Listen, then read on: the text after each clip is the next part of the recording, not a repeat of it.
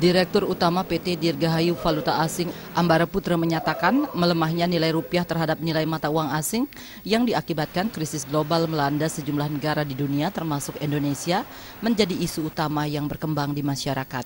Jasa penukaran uang atau money changer dibanjiri oleh spekulan dan warga yang melepas dolarnya.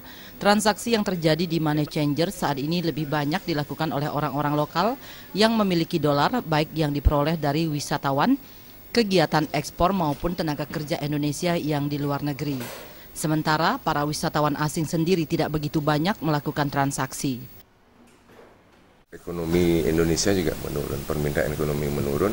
Ini yang menyebabkan akhirnya makin menguatnya pelemahan rupiah ini. Dan akibatnya khususnya di Bali, pelemahan rupiah ini saya rasa masyarakat tidak ikut-ikutan untuk tidak mempercayai rupiah itu sendiri. Malahan sekarang kami lihat adalah tetap mereka menukarkan dolarnya, baik dolar dari para tamu ataupun mereka dari perdagangan ekspor mereka ataupun dari tenaga kerja yang bekerja di luar negeri. Karena kita lihat khususnya kami di pedagang valuta asing Dirgahayu tidak melihat adanya suatu pembelian dolar melihat krisis ini. Direktur Utama PT Dirgahayu Valuta Asing Ambara Putra menambahkan saat ini untuk pembelian uang dolar sendiri masih sangat minim. Hal ini tidak terlepas dari terpuruknya nilai mata uang rupiah.